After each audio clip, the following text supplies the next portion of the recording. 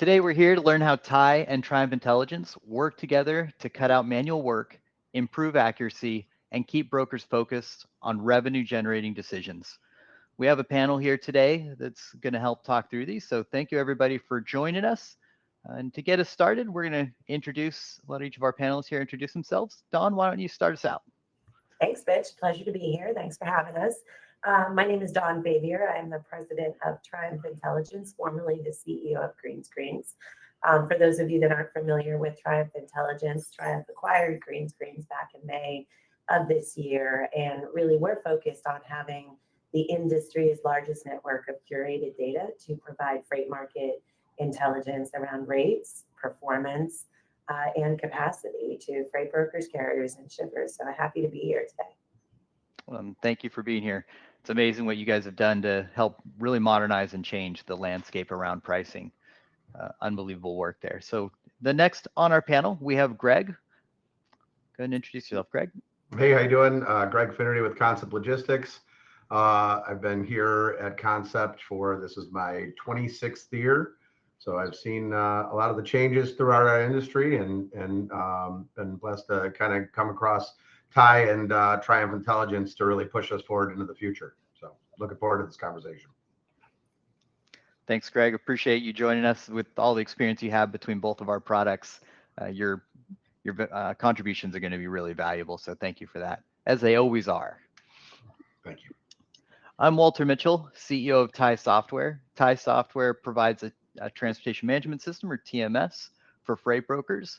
Our goal is to really help freight brokers have tools that optimize the way they do their work and the way that they operate every day. So we want to really help freight brokerages do their job better and give them the tools to do that and compete at the highest levels. So thank you everybody for joining us today. And now we're going to start jumping into a couple questions. So first off, we're going to kind of talk a little bit about planning and what the year ahead looks like. So this year, it's brought a wave of capacity swings, pricing pressure. I think uncertainty has been a term that's been used about 1 million times this year. Unprecedented uncertainty. Yeah, exactly. So let's talk about some of the signals that brokers should be paying attention to as we're planning for 2026. And so when we think about this, like why it's important to look at the right signals, and I think part of that is if we're looking at the wrong types of data points, then we could be making decisions, the wrong kind of decisions for our business. So finding the right data points to look at and the right signals to pay attention to can really add a lot of value. And so with that, Greg, I'm going to turn it over to you and ask, like, how do you use industry fluctuation and what signals are you looking for to help manage your team? Yeah, I mean, there's obviously several ways to look at this, but I think a couple of the main topics that I go into, one, capacity. And I don't mean that as an overall capacity, because I think, like you said, there's been a lot of fluctuation everywhere. I think you really got to look at your own capacity and those lanes that you've got dialed in. And are your carriers, the right carriers that you've selected for those lanes, continuing to do those? Or are you starting to see less and less of those? I think that's a big signal for us. I think lead time erosion when that kind of happens and you start to see the loads start coming faster and need to move out. Once that kind of happens, I think everybody's playing the market. So again, it's going to go back to that capacity. Speaking with Triumph Intelligence here, what you're paying on the lane versus what the market is and where those fluctuations are. I've seen, I think through the years, a lot of, carriers, I always feel like react within minutes, right? And brokers react within days, hopefully. And shippers react within months, right? So there's a lag, but I think if you have the right data in front of you, you can make those and communicate faster throughout that whole chain and make sure that you're adjusting to it. But I think that's a big piece for us. Customer behavior, right? Are they looking for different things? Are they looking for lanes that you don't usually get? That's a good signal that someone else might be, having a tough time with that. And then just regional, like specific to Concept, we do a lot within the Northeast region. So when I see those changes in pricing and capacity within there very specifically, I tend to kind of look for, what we should be doing next and where should we need to pivot to. Then Don, I'm going to turn it over to you and ask, like, what benefits do you see that brokers should be leveraging by using capacity as an indicator, or using the pricing differences that Greg is referencing? What benefits do you see for brokers in using those to help make adjustments or decisions? Yeah, I mean, look, really, it's the benefits of top and bottom line growth, right? And with that comes productivity and efficiency. It's being able to ramp up your new hires a lot faster. I think, one of the really powerful things about the data that we're serving up. So, in addition to the transactional load booking data, which, Greg kind of alluded to, that, brokers are kind of reacting, and our carriers are reacting in real time, and brokers reacting in days and shippers in months. But we're seeing that not only that booking level transactional data coming from our TMS partners like Tai, but we're also seeing Triumph as a company, we pay 50% of the freight invoices for truckload North American brokered freight, right? So we're also able to leverage, as I said earlier, the largest curated data set in the industry of really kind of audit quality data. But there's a number of other things that we pay a lot of attention to, right? We're paying attention to things like Class 8 equipment orders, right? They're way down right now, and we can talk more about that. We look at things like the PMI index, and these are all things that, economic indicators that are all in addition to that transactional fluctuations in the market, also looking at some more macro indicators, right? But really, the data is being used, as I said, to drive top and bottom line improvements, right? So supporting your revenue growth. Where can you use the data to understand where you're buying better or worse than others in the market? If you're buying better in the market, arm your customer sales reps with that information to go say, let's go sell more of this stuff, right? And if you're buying worse than the market, then arm your carrier salespeople with that information to say, let's go find some better carrier relationships in these areas, right? Mm-hmm. Being able to better understand, and Greg, I know you're doing some of this with us, better understand your win rates and your margin profile at the customer level or based on confidence score or any number of dimensions to help you improve on your margin strategies, right? And that's going to drive your bottom line improvements and really, really help you. I think one of the other things people need to take a look on is, to Greg's point on shippers reacting a lot slower.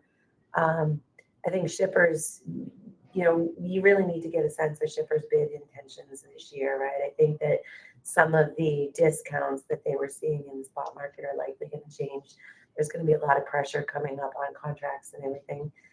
So that's really how you use the data to understand in real time or daily, weekly, whatever the case may be, both at the transactional and macro level, how those things are shifting. Yeah.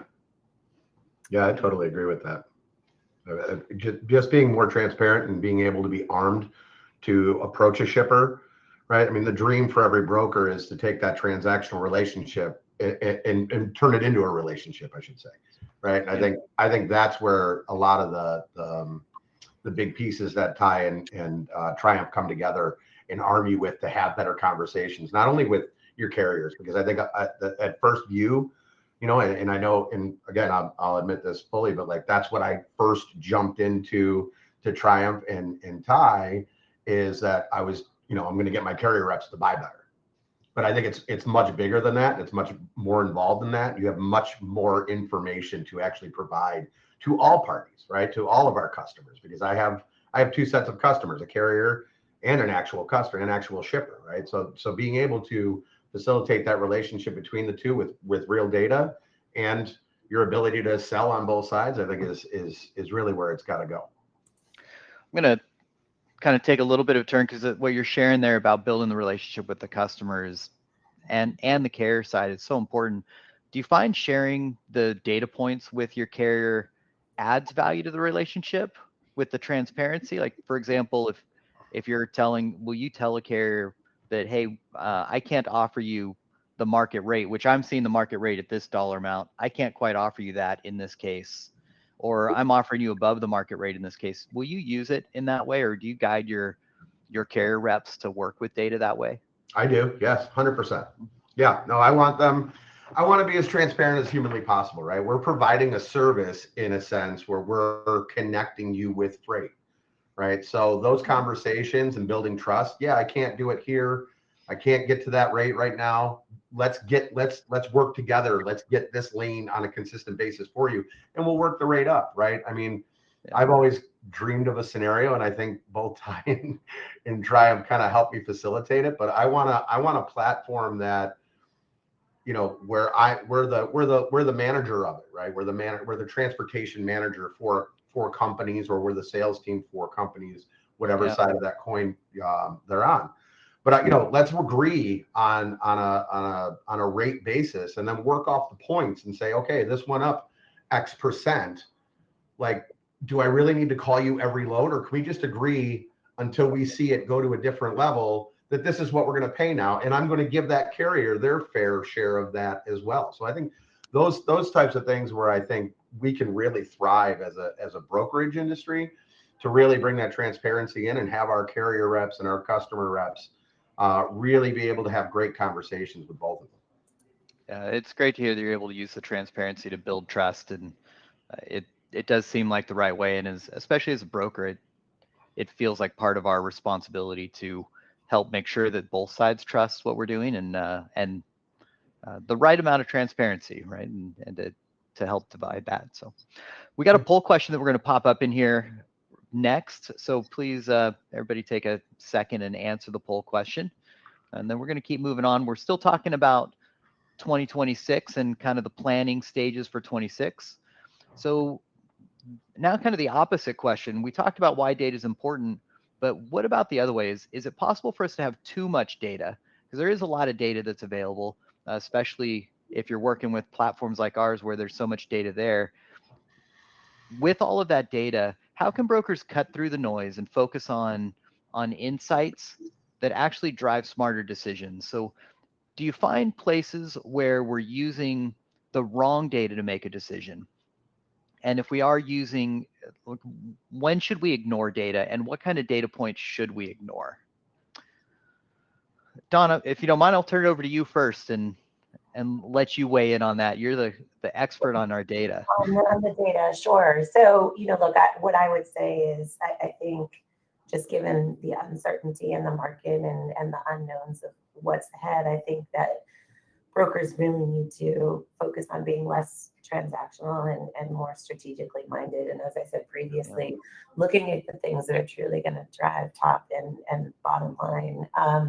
You know, as far as what data to ignore is really being able to filter out the noise, which again is something that we do intrinsically in our application. So I talked about the large volume of data that we're bringing into our system, but we are cleansing and eliminating the noise from that data intrinsically in the product, right? So that's not something that the human needs to worry about, right? We are actually giving you the decision support tool that has already factored out a lot of that noise, and being able to show you that in near real time. And, you know, we measure ourselves on the accuracy of the rates that we're saying you're going to pay to what you actually end up booking at. Right. And I'll talk a little bit more later about why accuracy matters, because it's less about how accurately we're predicting what you're going to pay, but what that means to the way you quote your customer. But along the lines of that accuracy, a user can see at any given time, okay, we may say it's $1,000 with a certain confidence score associated to that. But we're also giving users the tools that are going to allow them to see what the bias or what the change in the accuracy of those predictions have been on a daily basis, right? So and those will often identify shifts in the market, right? In near real time, or at least within short days of those shifts in the markets. And some of them are expected, right? Some of them are seasonality. Some of them are weather events, right? But there are some just unexpected things that are happening that can cause that bias to move a little bit. And what we're really all about is giving people the tools that they need to transact more confidently, whether that is on a load by load basis or in planning out your strategies, your pricing strategies for your customers. So as an example, maybe you're winning a lot of volume in a region, but not at a desirable margin, right? Well, how can you test your pricing strategies to test kind of the willingness to pay on that lane, or the price elasticity? Or likewise, maybe you're losing more in a desirable lane, right? So what changes can you make? And that's really the power of the data and the insights coming from that data that we're arming our customers with. Greg, I'd love your input on how you're using some of that. Yeah, I mean, a lot of what you said is super true, and your ability to filter out and before you even bring it to us and take out those biases, but even showing us where our biases is, right? Where you're able to say, here, that you did pay this and this drove this up for you. Let's look at that and make sure that we understand why we did that, or those types of scenarios where there were some oddball things, like it was a 5 o'clock on a Friday with pharmaceuticals, and it, what I mean, like the price went through the roof, but you guys are filtering that out. We're able to filter that out, so we're able to keep that line steady for our frontline users. I think on a macro level, on a company level, we're able to take it as a whole, where we can get all of the Triumph data, the Tai data, and marry it all together and really start to see where we are strong and where we're weak. And I think it's super important to, you brought it up a little bit, but I think it's super important to be able to take the data and find out where you're weak, right? That's the point of it. Not, yes, double down on where you're strong, but fix the problem or where you need improvements to bring it forward. So I think like on both those given things, and again, you're able to filter down to the role of what you want your people to be. There's always going to be people in some levels that are kind of jack of all trades, but I like to have people to be a master of what they do, and our ability to filter out the data and not have them pay attention to the world is ending and the ships are on fire and oil's leaking and all that, and be able to go, hey, this is my job and this is what I'm really good at. This is the data that we're going to be able to use. That's where Triumph and Tai really bring that together. And specifically, I'll reference the truck quoting page, right?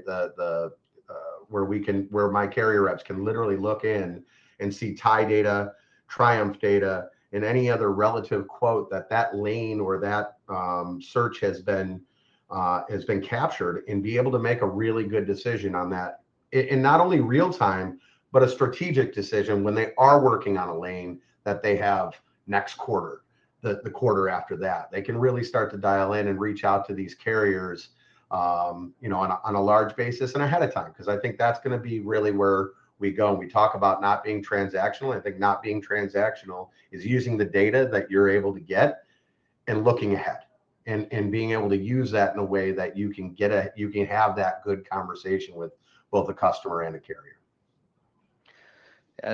That's great to hear, and part of what I'm hearing there is around anomalies, right? We will see anomalies in our data set, and I guess it's where we put the intelligence in your new name of Triumph Intelligence, right? Is that you're already taking a lot of the noise out, because we're filtering through the anomalies and the one-off shipments that can really throw a wrench into our planning, and also giving us data that's contextual. And that's where you were talking about at the end there, is when we do look at the integration or how you use the data to help make decisions. That's one of the areas that Tai really focuses, is that you're talking about on the truckload quoting page, bringing that decision in context, bringing all the data in context. And it's where we're really proud of our integration with Triumph Intelligence in this side, is that on this page, you're able to see everything about the shipment, but also all of the data points coming from Triumph Intelligence. So the purpose of that is around helping to make sure that Greg and your team all have the context to make a data-driven decision without having to fight against their tools, without having to go somewhere else to think about the decision. The tools to make that decision are right there in front of you. And I think that that's a really key piece to being effective, is when you're ready to make a decision as a brokerage, you need to have those pieces of information in front of you, right? And all of the data points necessary, so that you're not having to go other places, that you can make that decision with everything that helps you make the right decision. Yeah, it brings it to a KISS level for who's on that page and what they need to do, right? Like, Yeah. and that's where you've got to go. Yes, you have to have a tremendous amount of data to get to a KISS level, but I think with the tools that you guys provide, it does bring it down to that simplicity that someone can use in real time or in a strategic way, quickly and efficiently. Yeah, I mean, I like to say, look, data is just data, and garbage in, garbage out applies. Data quality is important, but in intelligence, data is not equal intelligence, right?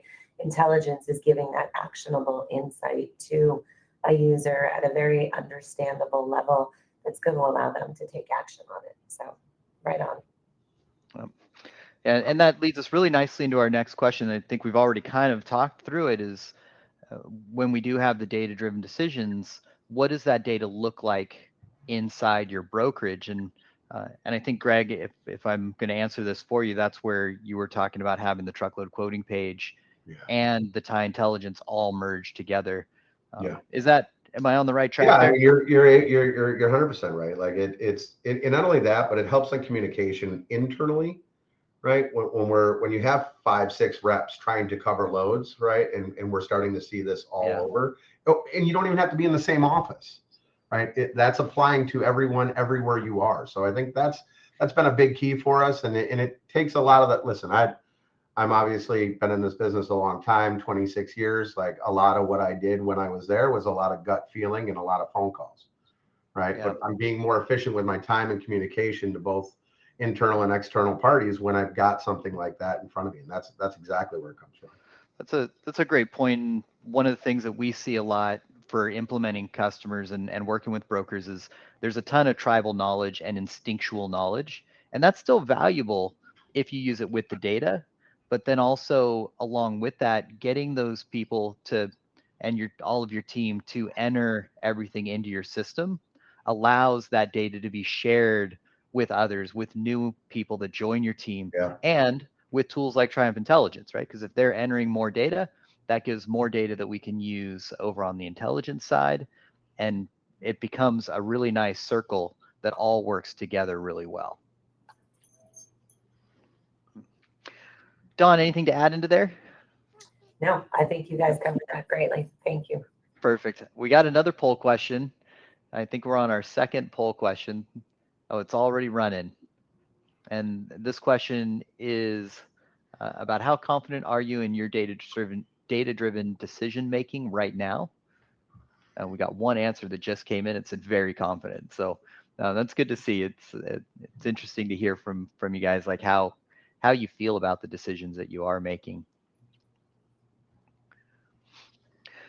So next, we're going to talk a little bit about market intelligence, and how does the market intelligence change the way brokers think about pricing, especially when they're dealing with uncertainty and tight capacity.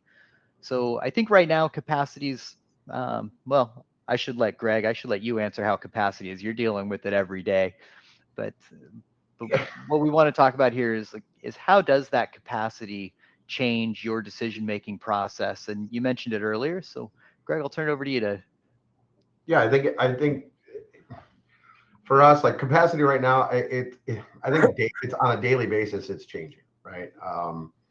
So consistently, I think it's in pretty good shape. But on any given day, I think you could be trying to cover a load in North Carolina, and you'll be banging the phones until you start banging your head on the desk, right? So I think those are the types of switches you can see. And I think, using the data and stuff like that, I think that puts us to, it gives us truth to where the market really is, right? It gives us an idea, especially in Triumph, like how accurate that is. And I think sometimes, especially right now, as you're trying to be aggressive towards the end of the year and get some numbers in and talk to some customers while they're in a holiday mood.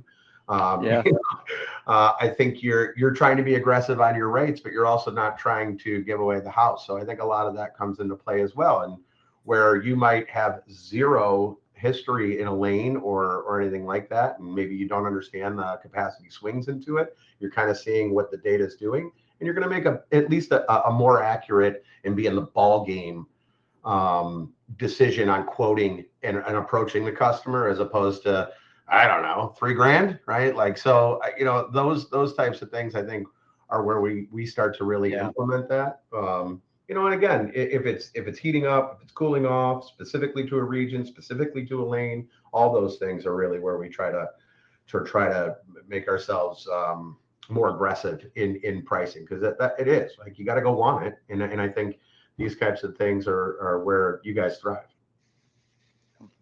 Don, how do you see trends happen when capacity is changing, and the pricing that you guys are generating in the market intelligence?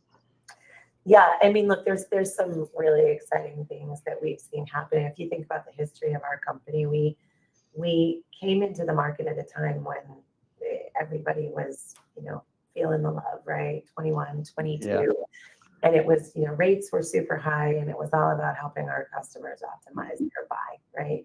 How do I buy better? And then we all know what happened, and we've been bouncing here at the bottom. And then we really started looking for the opportunities to say, okay, everything is anchored to that buy and to that capacity, but now it's really about survival and margin optimization and things like that. But everything Yeah. is still always tied back to that. So look, I mean, again, we're able to see those fluctuations. Some of the tools I'm really excited about, it's coming out of beta right now. We have a couple of customers, but it'll become generally available.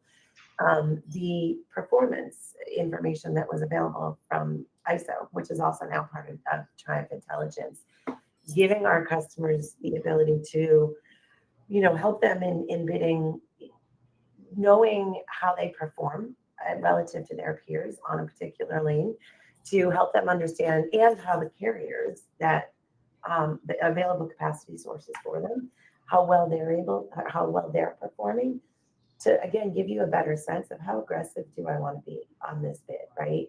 Do I know that my performance as a broker on this lane is better than my peers? And do I know that the carriers that I have to work with are going to perform well on this? Or am I going to have to go out to a load board or to the open market or to some unknown sources of capacity in order to fill this, right? And that's just giving, again, more confidence in the way that we're interacting with the customers, both at the transactional level and in the strategic conversations, right? How well suited am I to serve this business for my customer based on rates, capacity, and performance? Yeah. Yeah, I think that goes back to what we were talking about earlier too, where, how well am I performing, and taking a look at where you might be underperforming, and taking a good hard look in the mirror and saying, this is where I can be better, and this is the decisions I can go make to do that. Not only that, go ahead. Well, I was just going to say, and that's two types of performance, right? How well you perform internally to your own goals and metrics, but also how well are you performing on the KPIs, right? On time pickup, bad bounces, on time delivery, lead time, all of those things, coverage. So. Yeah, for sure. And the completeness of data is another thing I'm hearing here, is that it's not just necessarily one piece of data. If we can look at more components of the data set together, if we include things like our likelihood of fraud for that lane, and how reliable we think the carrier is from a fraud perspective, along with their on-time performance, along with pricing performance, along with capacity, along with a little expertise, like all of these components tie together and make Greg's job really hard. Form But Voltron, that's what it does. that's right. On the previous topic, we talked about the tribal knowledge, right? I think a lot of what we're trying to do with, I call them decision support tools, is how do we codify some of that tribal knowledge? And we're not trying to replace the human, right?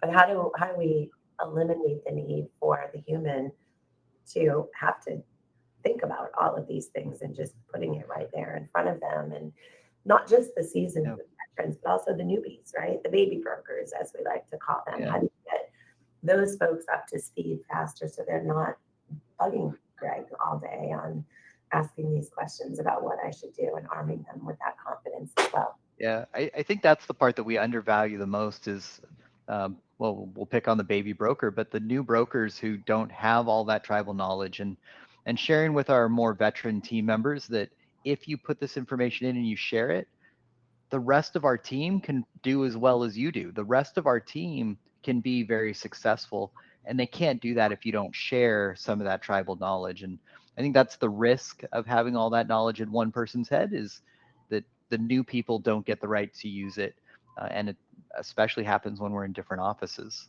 No, I completely agree on that, and bringing them up to speed faster, but I think also making them, they're how often times have I seen a senior rep be reluctant to see if baby broker is going to last, right? Like, Yeah.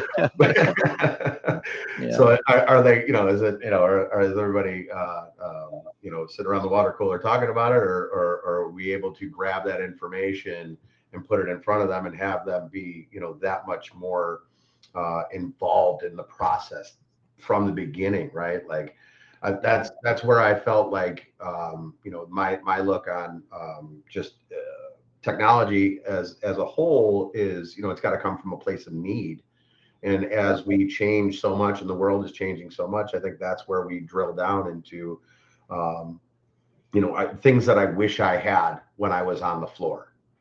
And then weighing that versus what's actually going to make my job better. Because I'd love to have something that just went out and called every carrier for me, et cetera.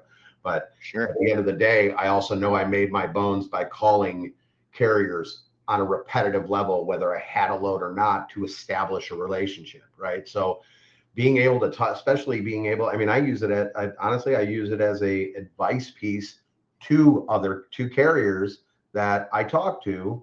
Hey, no, I don't have a load there, but this is what you should be looking for, right? Things like that they're going to remember you helped them out. Maybe they had an idea that they were looking for 1,100 and you told them to go out and get 13, and that was the fair market price.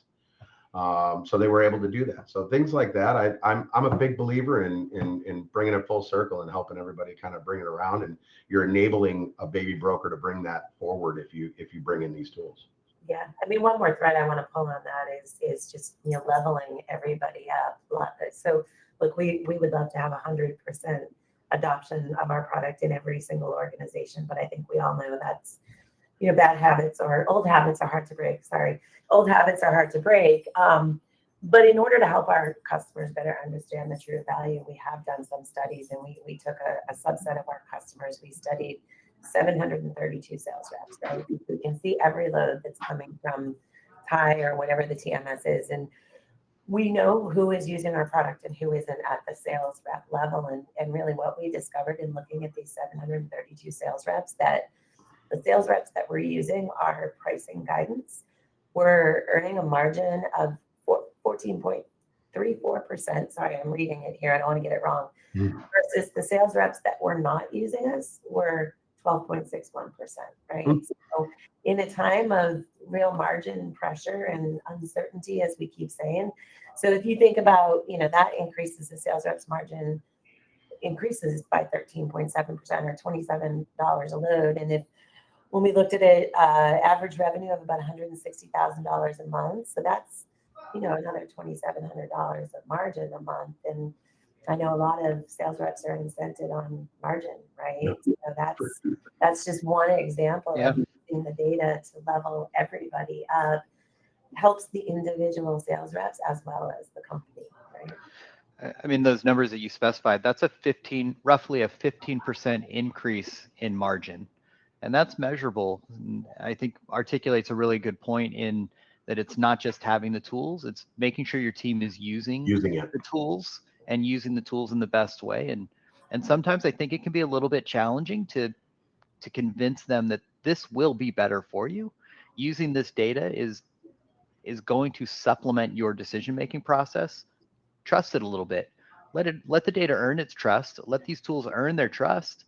But with the skill set you have, plus the data, you will make better decisions. Yeah. And those better decisions, if that can make you 15% more money, I think we're happy with that.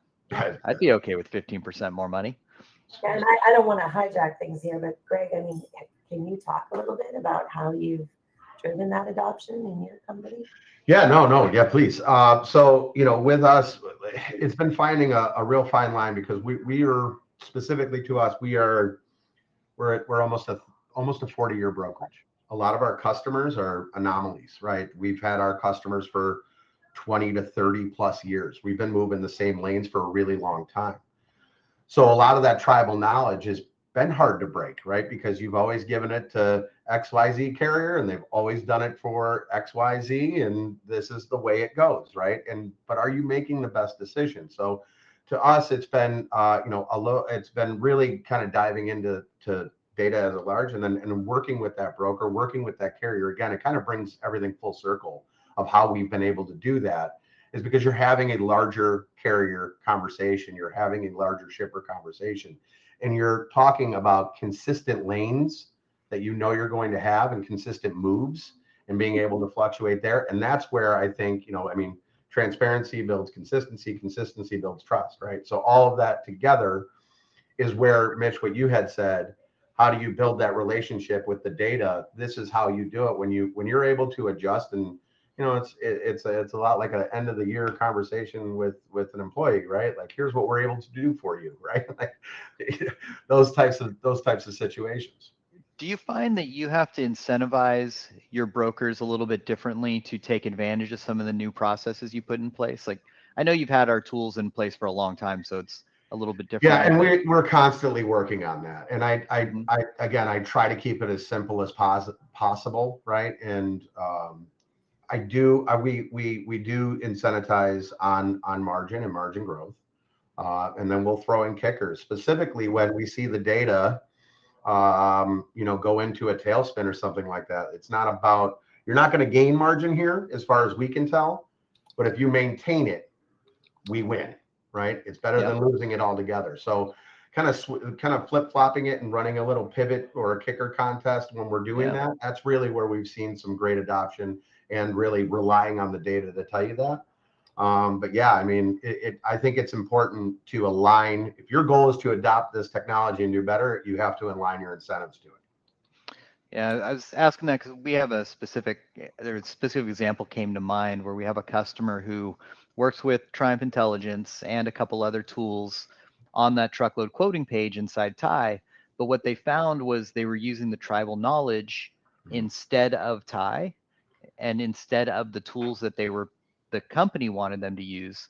And it was bringing down their margins. And I'll just stick to the margins that Don shared, the 12% to the 14. And then what they did was they added a $5 incentive to the broker and said, we'll give you $5 if you don't call any carriers and you use these tools the way they're designed. Yeah. And they gave him an extra $5, which was a little self-serving because the margin went up 15%. So to save, they're paying $5 more to the broker as that kicker, that little incentive, but it raised all of their margins by 15%. So well more than $5 per shipment. And Correct. I think that's a good example of where you can use an incentive-based kicker to help drive a behavior that you want, to help build the trust into the tools, and let them see for themselves, like, hey, by the way, you made $5 extra per shipment, plus you made an extra 7% per shipment. So how you feeling today? Yeah, You made a great point, because both of your tools do that within Tai, right? And on not only in the Tai database of the carriers you do use, but Don, when you bring in the capacity on tap, like it's really an endless list of carriers that you can be doing that with and bringing that forward. I mean, it's quite something. Well, and in the example that you stated, Mitch, I think there's the unsaid benefit there, because we've had a lot of conversations with customers, on average, how many phone calls does it take for you to cover a load, right? And we hear, 10 to 12 phone calls sometimes to cover a load. And then, okay, well, what's your average cost per phone call, right? $2.20, right? So think about that savings of them by saying, if you don't call any carriers, we're going to give you $5. And yeah, not only did they increase their margin, but they also got a productivity gain out of that, or a cost savings of that $2.20 to make 10 phone calls, right? So yeah, and hopefully they're booking more loads per day. Hopefully you can have them spending a little more time on the phone with the customer, building a relationship with them, so it becomes a little less transactional. I think all of these end up being benefits that we're really happy to see when we take advantage of the tools in the best ways. Yeah. It's the velocity game. It is a velocity game for sure. Well, we went a little bit off track here to talk about some of these, but it's such a great topic because it really is important that we manage the change management. Can be really hard. It can be really hard on all of us in all different parts of our business. So thanks for running through that and helping all of our brokers and people listening think about change management as part of it, and hopefully putting a little incentive in to use the tools the right way. But Don, earlier you brought up accuracy, and we're kind of pulling back to data a little bit around accuracy of data and why accuracy matters, and accuracy and context, I guess, both of these together. So how do brokers use rate predictions, margin of error data to help make smarter decisions without overanalyzing every move? Like, what are some of the suggestions you have around that, and how does accuracy really impact that? Yeah, so I'll talk about the context first, because, context is, as we discussed earlier, putting in the context of your workflow, but context is also about, not all brokers have the same buying power, and size does not necessarily matter, as we've seen in our data, right? You can have small brokers that have more buying power in certain lanes. So, when we're able to show our customers not only what the market rate is based on our huge network of data, but every customer gets their own machine learning model that understands their own individual buying and selling behavior and buying power, so they can see, right? That's the kind of context there of how am I going to buy. So maybe the market rate's $1,000, but you've got a screaming carrier relationship. It's a great backhaul lane for them, so you're going to buy that lane at $850. Or the market rate's $1,000, but you've never moved it before and you don't have those carrier relationships. Maybe you're going to pay $1,200, right? And that's what we're measuring the accuracy against. Because think about it this way: if you're quoting a customer without a truck in hand, and you may have some historical rate information or some sense of what you think the market rate may be, and you have a margin target of, let's say, 15%, right? You're going to quote that customer, with an assumption of, I'm going to pay $1,000 and I'm going to put 15% margin on that. And when you go to actually secure the capacity, you're going to pay $1,200. Your margin is gone, right? So that is why, and that's how we get to that level of accuracy. So when we're measuring the accuracy, we're measuring the accuracy of what we say you at Concept are going to pay compared to what you end up actually booking the load at, right? And Greg, I believe you guys are low single digit margin of error right now. 100, yeah. Like Yeah. 6, 7, yeah. So, and we've had some of our customers that have kind of benchmarked their incumbent, the ways that they would previously look at market rates, and it's often double digit, right, margin of error. So it's eroding that margin there. And that's why, so yes, the accuracy is important for buying the capacity, so that when you're having a conversation with the carrier, you're having a credible conversation, right, with the carrier based on a real understanding of what's going on. But as I keep saying, it's top line and bottom line, because not having that accuracy on understanding what you're going to pay is also going to impact your realization of your margin targets on the other side. Yeah. So Greg, tell me, how happy are you that Dawn and her team are handling all of that math and that you don't have to do it? I can't. Addition's a tough point for me, so I am super happy. Math is hard. Math is hard. Right. Yeah, that's unfortunately, my wife's a banker, and she looks at me sometimes. She's just like, "What is going on in that mind of yours?" So, yes, super happy these tools are happening for us. And I think you made some great points there. And and when you are accurate, to your customers, it's a trust piece for them, that they know that you're consistently, even if they're quoting 10 brokers on that load and you're accurate, right? That's going to help you in the long run. When it's 100 quotes every week and you're still very accurate through those, they're going to start trusting you. You know what you're talking about, right? And then on the other side of it, when a carrier knows it and you're accurate there, they're going to take you more seriously than if you're floating above or below on a load by load basis, right? Yeah, well said. I think we can easily put in there accuracy equals trust. And then also making sure our teams understand that the accuracies, there is supposed to be a margin of error. And the margin of error is not a bad thing. The margin of error is because we're not doing simple arithmetic. We're doing some very well, Don, you guys are doing some very complex algorithms and machine learning and tools to make sure that we're generating data that is pretty valid, but it's not a guarantee. There is supposed to be a little bit of a margin of error, and knowing how to use that margin of error helps build more trust, and hopefully that we educate our teams to know that you should consider this margin of error. You should consider some of the variance in here so that it's not replacing your job. It's helping you make better decisions. So look at it, learn how to use it so that you know that you're taking advantage of the data in the right places. I think you hit on it really nicely, and the rate prediction is the expected number, right? So we want to use it as a guardrail, not a handcuff, right? Because I also want my rep to know that I trust them, right? So when you take that, it is a wiggle room, like you had said, and it is how confident we can be in aggressive and conservative, and being able to help them function within those. I think that's where we can learn our discipline in the lanes that we're moving and in the business we're approaching. Well said. I like the guardrails instead of handcuffs. That's a nice quote. We're going to probably pull that out and publish it. So thanks, Very Greg. cool. Very Yeah, cool. you can expect royalties coming your way for that one. Nice.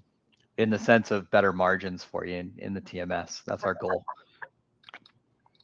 So let's talk about the TMS and the Triumph Intelligence tools together just a little bit. We kind of covered this earlier in the conversation too, but I wanted to hit on it a little bit more around the truckload quoting page specifically is where we're going to talk here. But looking at the integration between Tai and Triumph Intelligence and how it can be used for quoting, planning, capacity coverage, and just overall day-to-day activities. And why this matters is it goes to the point we were talking about earlier around making decisions in context. And that's one of our primary goals for Tai is we want to help make teams like Greg's more efficient and have the tools they need in front of them to make decisions in context, make decisions where they have more confidence in what they're doing to help spend time building trust and help spend time building relationships instead of hunting for great data sets that teams like Don's produce. So I'm going to turn that over to you, Greg, and ask you, like, how does your team leverage these two tools together, and where do they do that? Yeah, I mean, you brought it to the forefront with the truckload quoting page. I mean, that's been, to me, I'm a truckload guy. That has been, my flagship for Tai for a very long time. And when you add in the UI for Triumph Intelligence, and you're bringing all that in, you're able to see not only the carriers that are quoting and who have quoted in a little bit, but you're also bringing in, the carriers that you have done maybe in this lane and bringing that to the forefront. So we talked about going out and making 1,000 phone calls. The quickness of the ability for the carrier rep to move in those situations with a baseline intelligence, like here's the rate, here's what we should be doing, here's where we go, and here's who to call or email now, right? So very quickly you can bring all that together in the truckload quoting page, and that the data is there. It's there every time, right? So you're able to really invest in a lane and invest in how you're going to approach that business going in the future. On a broader sense, and I'm going to veer off a scooch on the truckload quoting page, but through Triumph Intelligence and Tai, we're able to actually give our customers a live rate based on our market data through the front office. So, a lot of people like, the Amazon effect or whatever you want to call it these days. If you need a freight index and you have a customer that would like to go in a lot like, shameless plug for Mitch's LTL product, but like a lot like that, where they can get instant rates, you can still supply that on the truckload side as well. And a customer can say, oh man, this is really happening. So it's been a piece for us on both sides of that. Again, I'm talking about the two customers we have, the shipper and the carrier rep, or the carrier. You're able to facilitate the relationship with both of them through your guys' integration. And it's been a tremendous help for us. especially when we're talking about moving towards, a longtime customer into a managed transportation, right? And we're able to build the carrier base on their lanes that we're going to see consistently through those integrations within Triumph Intelligence, and then bring them forward into Tai. It's like, here's your brain, and here's how you do it, and here's how you bring it to market. That's nicely said. And especially like we did a survey earlier, a study, I guess, across some of our customers, and I don't have as detailed a number as Don did earlier, but what we found on the truckload side is if you use truckload quoting and use Triumph Intelligence to generate a rate for a customer, what we found is the first truckload rate that a customer receives wins 30% more often than the lowest price. Correct. So the faster you can get an answer out that's you have a reasonable amount of confidence in, the more often you're going to win. And if you can win 30% more in that range just by being the first one, then let's use the tools. And maybe it's not going to be perfect, but we're going to get a lot further faster and win a lot more often by getting that out there and using the two tools together. So Don, I'll let you bring that home and add anything that you need to there. Yeah, no, I mean, it goes back to the comment I made about being the velocity game. And it's just an example where the data is literally reducing the cycle time from quote to cash, right? The data and the integration that we have between our two products obviously is facilitating that. And I've seen the same statistics that you don't have to come in with the lowest bid. You just need to be one of the fastest to respond, right? So. Yeah, competitive and fast. And I think we're ready for questions from the audience too. So if there are any questions, then please send them in, and we'll see if we can get some of those answered as we roll through. So we've covered a lot of ground here today. So thank you to both of you for going through all of this. One of the things I wanted to wrap up with as well is a little bit of looking ahead. So one takeaway, the single most important move that a broker can make right now to be ready for whatever 2026 brings. Just one thing that you would like to have people walk away with. And Don, why don't we let you start that out? Oh wow, just one thing. Yeah, you got to be limited to one, only one. Well, I mean, look, I think it comes back to the data. Well, keep your eyes on Washington, on carrier earnings reports, and kind of the economy in general, right? We opened this with uncertainty. I think there's going to be more of that in 2026. And I think we just got to watch the signals.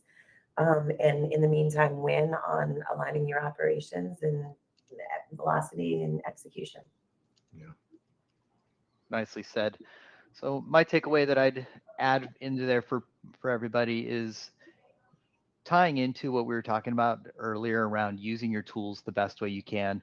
In 26, regardless of whether or not the economy increases, decreases, challenges, struggles, margin compression, capacity, whatever ends up happening in our market, the thing that we can count on is that if we run a more efficient business, it's going to help us in all of those markets.